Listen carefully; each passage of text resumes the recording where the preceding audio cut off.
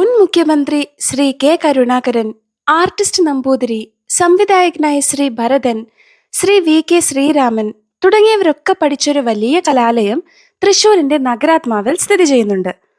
കലാകാരന്മാരുടെ പറുദീസയായ fine arts college.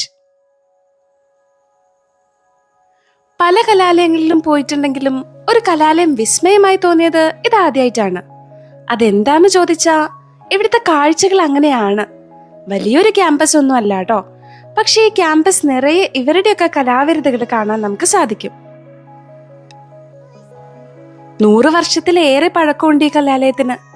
ഒരു technical commercial industrial school എന്ന നിലയിൽ 1910 ഈ സ്ഥാപനം പ്രവർത്തനം ആരംഭിച്ചത്.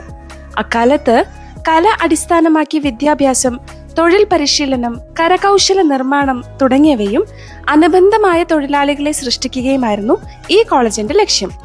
2ാം ലോക മഹായുദ്ധത്തിന്റെ സമയത്ത് ഗവൺമെന്റ് ട്രേഡ് സ്കൂൾ എന്ന് പുനർനാമകരണം ചെയ്യപ്പെട്ടു. 1943 മുതൽ 75 വരെ ഗവൺമെന്റ് ഒക്യുപേഷണൽ ഇൻസ്റ്റിറ്റ്യൂട്ട് എന്നറിയപ്പെട്ടു. 1975 government institute of fine arts ആയത് അപ്ഗ്രേഡ് ചെയ്യപ്പെട്ടു. അതിനുശേഷമാണ് ITI മാതൃകയിൽ നിന്നും മാറി കലാപരമായ സൗന്ദര്യാത്മകമായ ഒരു മാറ്റം ഇവിടെ വന്നത്. അടിസ്ഥാനപരമായി കലയെക്കുറിച്ചുള്ള കാലഘട്ടത്തിന്റെ ചിന്താഗതിയിലുള്ള മാറ്റം ഇതിൽ പ്രകടമാണ്. കാലിക്കറ്റ് സർവകലാശാലയ്ക്ക് കീഴിൽ വരുന്ന കോളേജ് ചിത്രകല, അപ്ലൈഡ് ആർട്സ്, ശില്പകല എന്നീ 3 സ്പെഷ്യലൈസേഷനുള്ള ബാച്ചലർ ഓഫ് ഫൈൻ ആർട്സ് ബിരുദം നൽകി വരുന്നു. 2019 മുതൽ ആർട്ട് ഹിസ്റ്ററിയിലും വിഷ്വൽ സ്റ്റഡീസിലും പുതിയ കോഴ്സുകളും ആരംഭിച്ചിട്ടുണ്ട്. ഈ ക്യാമ്പസിന്റെ ഏറ്റവും വലിയ സവിശേഷത സ്വാതന്ത്ര്യമാണ്. സ്വാതന്ത്ര്യത്തിനുള്ള ഒരു തീവ്ര അഭിവാഞ്ച നമുക്കിവിടെ കാണാൻ സാധിക്കും. യാതൊരു നിയന്ത്രണങ്ങളും ഇല്ലാതെ തുറന്ന വാതായനങ്ങളിലൂടെ നമുക്ക് സഞ്ചരിക്കാൻ സാധിക്കും.